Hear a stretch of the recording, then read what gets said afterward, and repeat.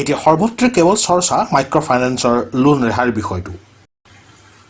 মুখ্যমন্ত্ৰী ডক্টৰ হিমন্ত বিশ্ব শৰ্মাই নিৰ্বাচনৰ আগতে দিয়া প্ৰতিশ্ৰুতি পালন কৰিবলৈ দাবী জনাই আহিছে এইসকল মহিলাই। ছাৰে যেনেকৈ কথা দিছিলে মহিলাসকলক মাইক্ৰ' ফাইনেন্সৰ লোনবিলাক মাফ কৰিম বুলি, তেনেকৈ এতিয়া লোনবিলাক মাফ কৰিব লাগিব। এতিয়া যে কথা কৈ আছে বোলে আমি এতিয়া লোনবিলাক মাফ নকৰোঁ, যাৰ 4 চকা আছে, যাৰ 2 চকা আছে মাফ নকৰোঁ। আগতে ইলেকশ্যনৰ আগত তেনেকৈ কোৱা নাছিলে। এতিয়া যে সেইবোৰ আইন ওলোৱাইছে সেয়া আমি নামানো। মুঠতে আমাৰ মহিলাৰ যিটাকে জবান দিছিলে তেনেকৈ জবান মতে কাম কৰিব লাগিব হিমন্ত ছাৰে। হেমন্ত বিশ্ব শৰ্মাই গৈ কৈছিলে যে আই মাতৃসকল ভোট দি জিকাক মই আই মাতৃসকলক সুৰক্ষা দিম। এতিয়া আমাক সুৰক্ষা দিব লাগে, আমি একেবাৰে দুখীয়া দৰিদ্ৰ মানুহ। আমাক এতিয়া আমি এইটোৱে জানো আমাক লোনটো আমাক মাফ কৰি দিব লাগে আছিলে যে খালি কৈছিলে মহিলাসকলক আই মাতৃসকলক লোন মাফ কৰিম, মাইক্ৰ' ফাইনেন্স যিমান আছে মই লেহাৰ মাৰিম। এতিয়া মুঠতে আমাক মাফ কৰি দিব লাগে আৰু মাইক্ৰ' ফাইনেন্স নাই আৰু একো ধান দাই নাই, কাণমূৰো কৰা নাই, একো কোৱাই নাই। আকৌ এতিয়া উল্টি কৈছেহে নহ'ব আমি দিব নোৱাৰোঁ বুলি, এনেকৈ এতিয়া আকৌ কৈছেহে। তেনেকৈ হ'লে কি হ'ব? এতিয়া হিমন্ত বিশ্ব ছাৰে কৈছিলে যে আমাক ভোটটো ইলেকশ্যনটো দিয়ক, আমাক দিয়াৰ পিছত আমি সকলো মা-মণি ভণ্টিসকলক আমি ঋণটো মাফ কৰি দিম। তেওঁলোকে এতিয়া ঋণৰ মাফ কৰাটো বাদ দিয়ে, এতিয়া একোৱে সা সুবিধা কৰা নাইকিয়া। আমি ইমান দুখীয়া মানুহ কেনেকৈ দিম? দিবতো নোৱাৰোঁ। এতিয়া লকডাউনো দি দিলে, লকডাউনটো আৰু আমি আৰুহে দিব নোৱাৰোঁ। আমি দুখীয়া মানুহ এতিয়া দিব নোৱাৰোঁ, তেওঁ আমাক মাফ দিবই লাগিব। আকৌ মাফ কৰি দিম বুলি কৈছিলে যে আমি বোলে গোটেই মাইক্ৰ' ফাইনেন্স বন্ধন লোন আমি চব মাফ কৰি দিম বুলি কৈছিলে ডাঙৰীয়াই। সেইটোও কৰি দিয়া নাই আমাৰ হেমন্ত বিশ্ব ছাৰ ডাঙৰীয়াই। তাৰ ওপৰঞ্চি আকৌ যে এতিয়া লকডাউন, তাৰ ওপৰত এতিয়া আমাৰ কাম বনো নাই, লকডাউন। আমি হাজিৰা কৰি খোৱা মানুহ, আমি এতিয়া ক'ৰ পৰা আমি এতিয়া আকৌ লোন ধাৰ মাৰিম?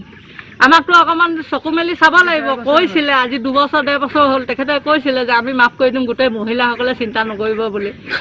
আমি এতিয়া সেনেকৈয়ে আছোঁ। এতিয়া আকৌ নিউজত ওলাইছে বোলে এনেকৈ হ'লে তেনেকৈ এইটো সেইটো এনেকৈ, সেইবিলাকতো বাহানা নহ'ব নহয়, সেনেকৈ ক'লেতো নহ'ব নহয়। মাইক্ৰ' ফাইনেন্সৰ লোন মাফ কৰিম বুলি দিয়া প্ৰতিশ্ৰুতি ডক্টৰ হিমন্ত বিশ্ব শৰ্মাই পূৰণ নকৰিলে আত্মহত্যাৰ ভাবুকি প্ৰদান কৰিছে মহিলাসকলে।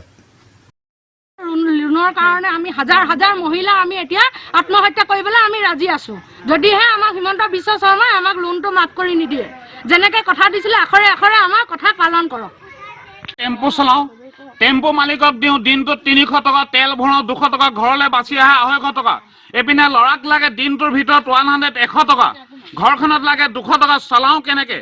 ডিঙিত ৰছী লোৱা বিনিময় একো উপায় নাইকিয়া হৈছে।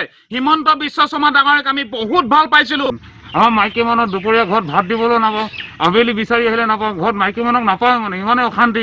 হিমন্ত বিশ্ব শৰ্মা ডাঙৰীয়াই ইলেকশ্যনৰ আগত ইমানে কথা দিছিলে আই মাতৃসকল বুলি কৈ গোটেই অসমখনৰ মাইকী মানুহক জোকাৰণি মাৰি ভোট কাঢ়ি নি আজি হিমন্ত বিশ্ব শৰ্মা ডাঙৰীয়াই কি কৰিছে?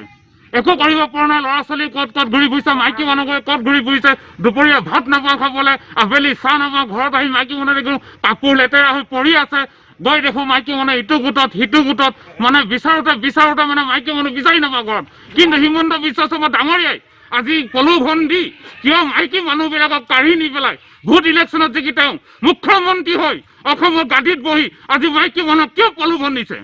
আজি মাইকী মানুহক প্ৰলোভন কিয় দিছে? তেওঁ সত্য কথা কৈছিলে। কি কৈছিলে? মই আপোনালোকক তোমালোক মোৰ ভাগিন হয়, মই তোমালোকৰ মামা হয়। আপুনি কেনেকুৱা মামা হয়? অসমত আমি তেনেকুৱা মামা আজিলৈকে লগাই পোৱা নাই, জান দি দিব পৰা।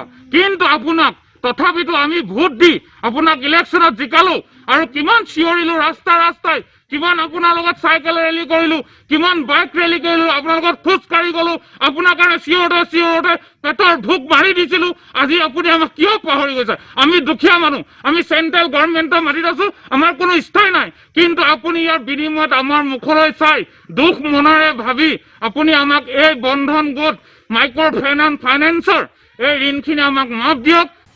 ৰাহান আহমেদৰ ৰিপৰ্ট, দেশৰ খবৰ, অসম।